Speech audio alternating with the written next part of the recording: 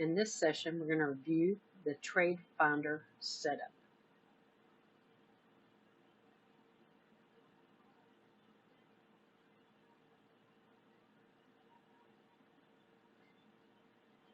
So you can see here that I've already loaded the Trade Finder into the radar screen. Do this. So we're going to go to Studies. We're going to edit all studies.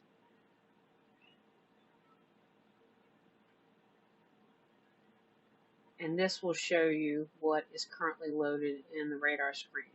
So all you have to do is just go to the find the Trade Finder in your screen here, and you can load it and just add it here. So I can show you how to add. So, oop, I don't know why I added that one. Remove. I guess I didn't click on that. So you can see it added a second one there, but I'm going to remove it. Okay, so let's talk about the important things. When you set up your Trade Finder, it has default settings on it. And when you load a chart tool, it has default settings. As long as they both have default settings, the trades that show up on the Trade Finder will reflect the chart. But if you were to have different pattern settings, in this section here, see your drop-based rally, you have all the same pattern settings for each of the 4 patterns in the Trade Finder that you do in the chart tool. So you have, if these are not all set to default,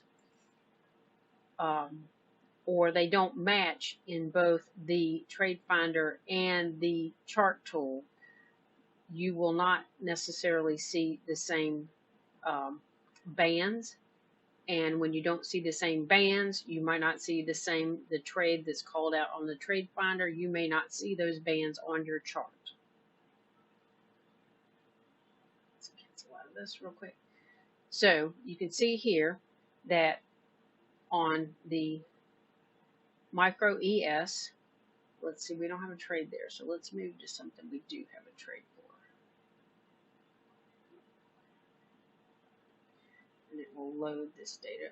The other thing about the Trade Finder is you need to make sure that the number of bars you load is the same. And while that's doing that, let me show you where to get that real quick.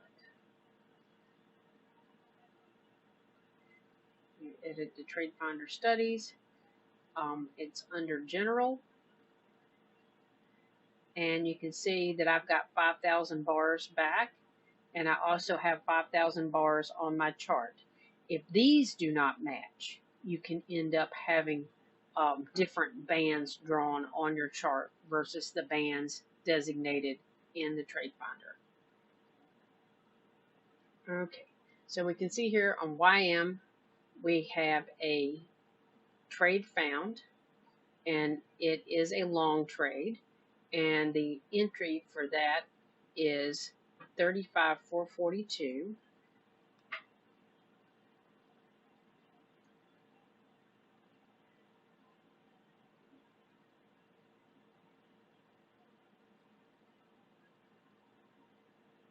Wrong line. I'm looking at a short trade.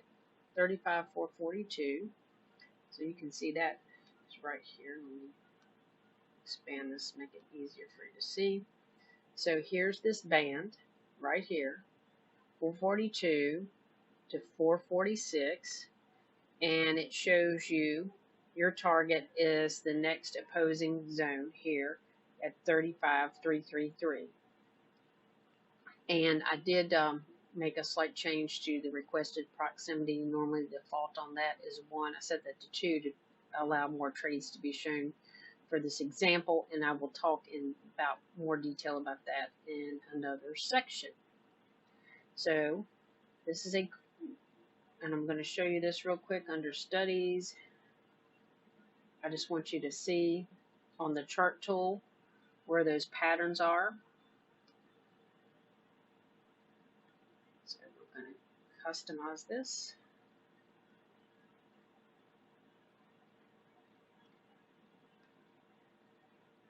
And another area of these commonly used settings can also affect the bands. So those have to match between the trade finder and the chart tool.